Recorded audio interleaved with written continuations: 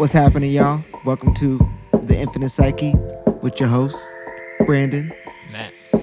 What's good? It's a wonderful, sunny, slightly hot day in California. Yeah, understatement. It's warm. We've spent past 20, 30 minutes just sweating, setting up this whole thing here, Still love it though. Oh, great, man. It's a beautiful place to live, A little bit of sweat's not too much to pay in comparison, you know what I mean? Before we get this going real quick, I want to just do a couple shout outs for some of the music homies right now. I got some homies around me doing some great things. Firstly, my homie Blue Indigo Child dropped I checked this stuff. It's album. dope.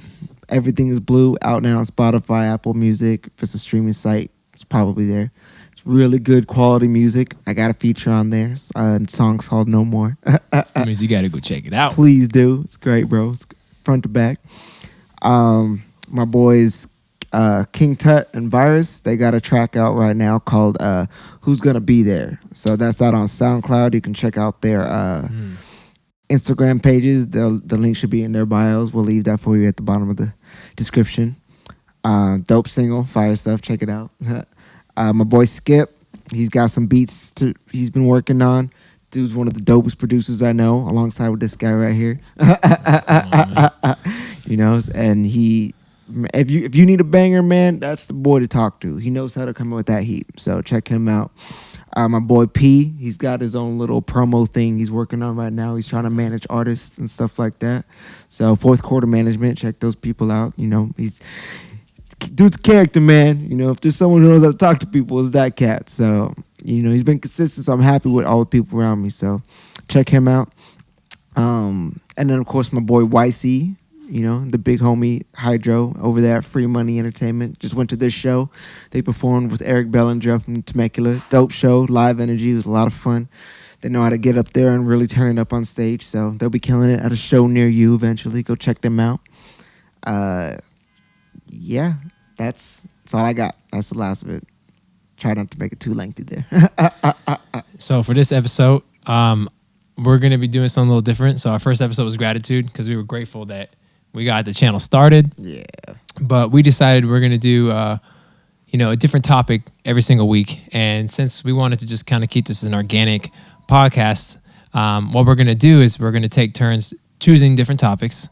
And the other host has no idea what that topic is. We might change that later on, but I was tasked with coming up with the topic this time.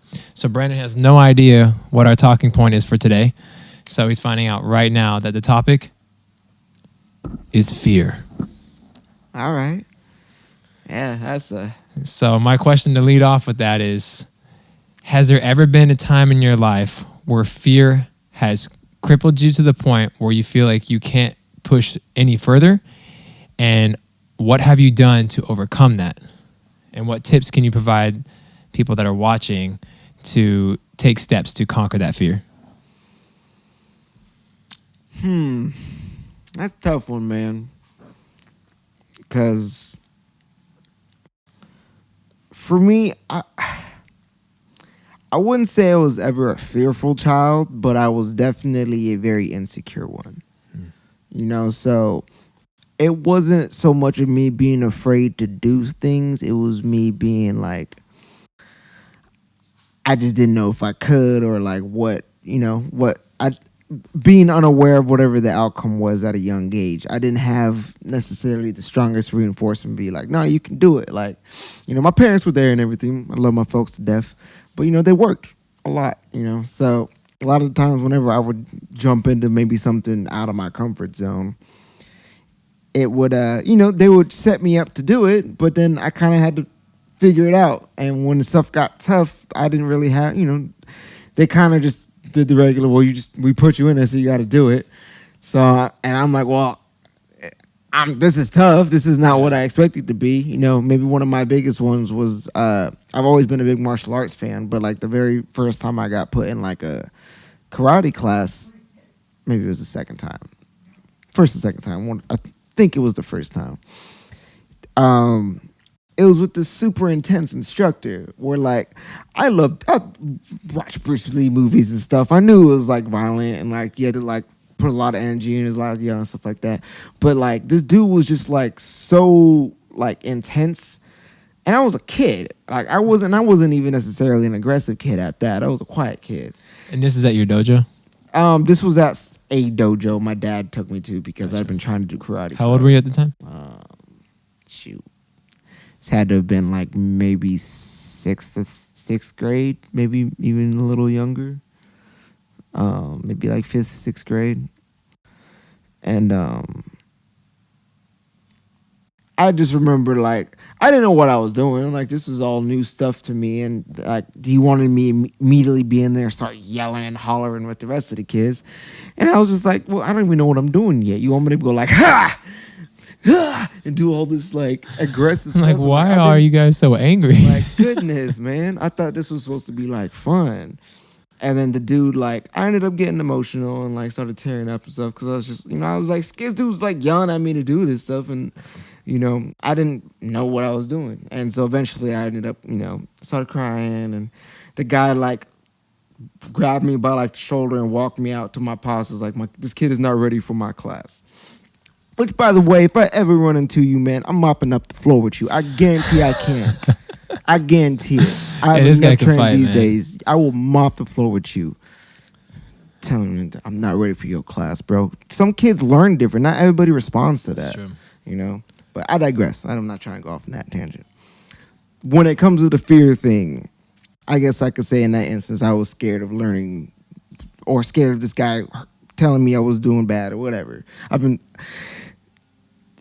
But see, you stuck with martial arts. You do MMA, like we spar, Yeah. and I've learned like you definitely hold back when we spar, and you could really someone up. Excuse my language. We can take care of that. Yeah. But so you stuck with it. So what did you use to cope and pass through that barrier? I had to learn to do things at my own pace. I had to learn that it was okay to not be the star student. It was okay to, if the coach has to come up and say something to you maybe a couple times, that's not always a bad thing because he sees that you're trying. He's trying to give you the tough steps to learn to do better. I've learned from that, it's scary to try to learn something new and it's scary to like be bad at stuff, but if you just keep trying, like I said, just go at the pace that is natural to you, you'll get there, man. It doesn't matter what it is, and you kind of have to just be comfortable with not being great for a little while. And a lot of people, I think that's just the thing, is getting out your comfort zone. It's scary. That's a lot of people, I feel like their deep-rooted fears involve being out of their comfort zone, So you would say reframing expectations by internalizing your own goals and letting that be your standard and alleviating the pressure, it takes away the fear in the process. I would say so, just because what else are you going to do? Be like stressed out and afraid the whole time? But, some people work that way too. I think, it just comes down to the person, man. It's not like a set blueprint, it's case by case. Learn, above all, we've probably said this on the first podcast too, but learn yourself, man. Absolutely. Figure yourself out. If that's the theme, man, I'll tell you. Like, learn yourself, love yourself, Yep. push yourself. Yeah. Yeah, Well, man. I mean, I'm trying to think back if I had an experience that'd be one warranted to share. Like, fear has been something that's been in my life for a long time. It's something that even as small as, well, I wouldn't say small, just like with relationships, fear of, losing someone, fear of saying the wrong thing, fear of not looking or doing your best, which would fall into what you were saying by, regulating expectations and internalize. But I would say that the hardest thing to deal with for me in my life when it came to fear was that pushing myself outside my comfort zone. It came to music. And there was a point where I had to take the music to a new level, and I had to take a piano class. I had to sing in front of people, and That's tough. like it's a very vulnerable place. For sure. And for me, I felt that I wasn't ready, and I almost withdrew, but the rewards were great because I did persevere through that fear. fortune favors the bold. Like if you see a girl at a bar that just takes your breath away, you got to say something. Or even if I don't care where she is, you just got to, and same with the girls too, guys. Like if you just take that leap of faith, and the worst you get is a no. The best you get is maybe a lifelong partner. Yeah, bro. And for how I overcame this fear, it was just it came down to something similar to what you were saying about regulating expectations. But I think that I kind of lean more on just loving myself and saying that it's okay if I fail. Because when I fail, that's the worst part that could happen. Anything with fear is failure. Yeah. So I just said that failure is okay. Failure can improve me. And honesty. So honesty and failure, the worst things that could happen when you're afraid of something, just embrace that. Just embrace the worst case scenario. Because, I did have plenty of moments when I failed in piano class and I sang in front of people and they laughed and it's like, that's the worst. Yeah, bro. Yeah. But it got better. It got better and better. And now I don't worry about that. And it comes down to just being okay to fail. Like at that point, if you embrace that, what is there left to fear? Yeah, that's facts, man. That idea, that mindset, that transcends just multiple things in life, bro. Whether that's one of the biggest things in fighting is what's the worst you can do? Lose? Okay, you're gonna be able to walk out of the cage and hug your wife and your kids and your family and whatnot. Are you be able to do all that? Oh, you can? Oh, well then losing really ain't that bad, man. You got some lessons to pick up. You know what to not to do next time, and you keep trucking forward, bro. I've seen some people who they were meant to be this next big title challenger get starched in the first 20 seconds of this fight that's supposed to get him the title fight. Maybe go on a 2-fight skid, but then he figures out what was wrong, and next thing you know, he holds the belt for 3 years. That kind of stuff happens all the time, but that's because you have to just keep going, man. You can't, it's slowing down and letting stuff affect you negatively. It's just really not any reason to. There's no point. Obviously we're humans. Some stuff is going to get to us eventually, but... Well, that's why in skateboarding, the first thing you learn is how to fall down. Yeah, or you should. Oh, you should, yeah. Because you will. Yeah, hard. When you buy a motorcycle, I remember the guy told me, he's like, you're going to fall down. It's not a matter of if, it's a matter of when. For sure. Would you be behind a semi-truck? Or luckily, would you just tip the bike over in your cul-de-sac? But failure is going to happen, and the professionals prepare for that. And in a situation where, in fighting, they get, in a compromising situation, they need to know how to get out. Especially when it comes to ground game. Oh, you're on the ground now. Okay, so you've practiced grappling because you figured someone's going to take you down. So you've already prepared for the failure to adjust and fix that because, like you said, at your own pace, there's no clock of what time you're supposed to be successful. Success just comes to those who are persistent. But everything that is great is on the other side of fear. Fear is the doorman to greatness. I dig that a lot. Yeah. Put that on a shirt. We should put it on a shirt. We're going to, bro. Got that face clocked. Oh, man. Well said, sir. So... But actually, it's funny. When you said that thing about fighting, that's actually a really good metaphor. Because back to what I was saying about the doorman to greatness, what do you have to do to have the belt? You have to face literally the champion. Yeah. That's the only way to get the belt. Yep. And on top of that, once you get to the top of the heat, man, it's not going to get any easier. Nope. It doesn't all suddenly, oh, you got the gold, now you can kick back and relax. No. Every person you fight after that is going to be a killer. Younger, faster, as you age. Trying to take what you have. And this, again, goes into everything, man. You will never be on top forever. If you want to stay in that arena, that means you got to keep going even once you get there. Because there is somebody trying to get there too. Yeah. I know for me, I'm hungry right now, man. I know this cat right next to me, as you see what he's building up in his room. It's wild. Not a lot of people can just drop and just do that. You know what I mean? So that takes a hunger. It's ambition. You can't teach ambition.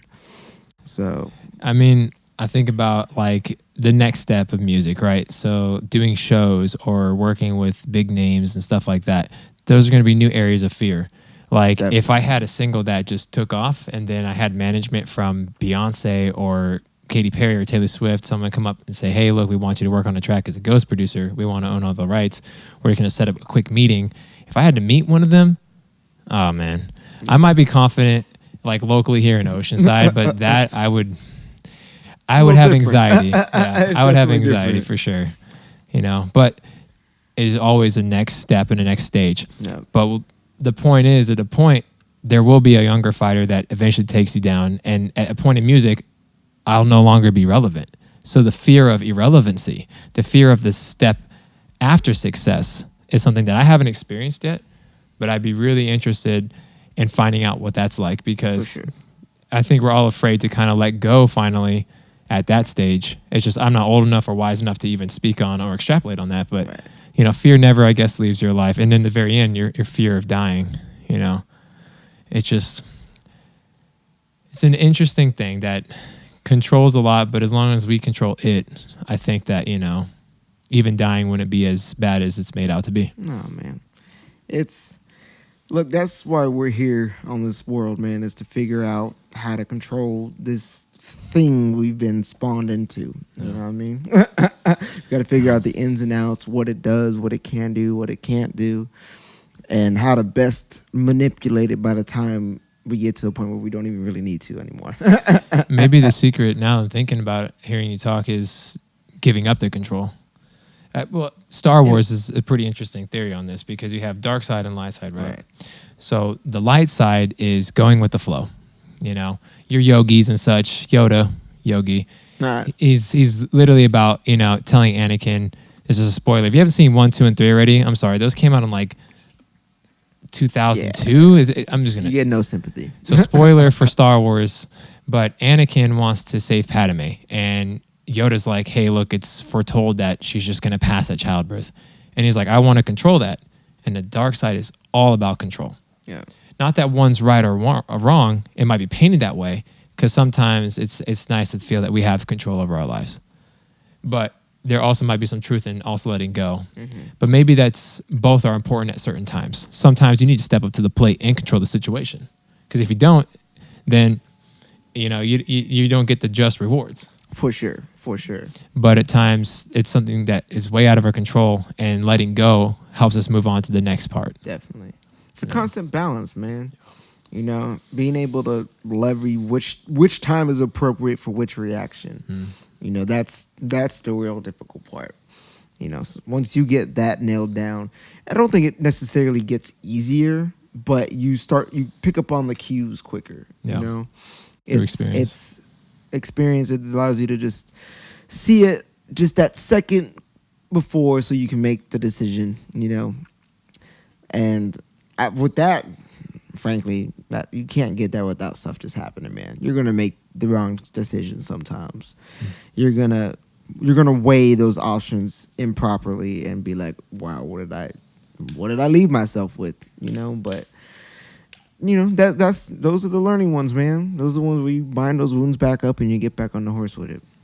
Yeah, So, it's definitely almost like a muscle you have to train, conquering yes, fear. definitely. But The mind is a muscle, man. Cliche as that sounds, I don't care what y'all say. Train it it. truly is. If I'm in the gym, I'm in the sauna, and I'm usually writing lyrics or something like that. You know, like my brain is getting worked as well as my body Yeah. on the daily. So drink your MCTs. Well, next week you're choosing the topic. So I have no idea, episode 3, what he's going to bring to the table, and we're just going to roll off of it. That's what this whole podcast is about. It's just none of that was scripted. And, I literally took something away from this conversation. So, yeah, we're doing it for you guys, but I'm also taking huge things away just because, you don't get this nowadays. So, No, not really, man. I always appreciate you, man. Yeah, Seriously. dude. That was some real shit. Of course, dog. Appreciate the topic, man. That's definitely something that people really relate to. You know what I mean? You will encounter it. Oh, yeah. Yeah. All right. What's up, y'all? Hope y'all enjoyed the podcast. It was a little shorter this time, but me and this guy feel like we really touched on some key things, so we felt good about wrapping it up this time. Yeah, no need to push it if it doesn't have. We don't want to make you guys just listen to everything you hear is gonna be quality, pretty much. For sure. Concentrated quality. Definitely. We're not trying to dribble on and ramble, and next thing you know, we're not even talking about the same thing. Which might happen in the future anyways, depending on, that might happen in like interviews and stuff like that. But we want to focus in real quick. We just want to zone in on what people know us for. So I think we did that. We got some quality control for you guys. Don't worry, we got you. Oh yeah, you already know. We're coming with more. Be back next Saturday, 12 o'clock, Pacific Standard Time. We'll be here. I hope you will be too. Thank y'all for watching. Have a blessed rest of your day. Stay up, stay alive, stay focused. Stay on the grind. We love you guys. Seriously, thanks for tuning in. Appreciate y'all. Deuce.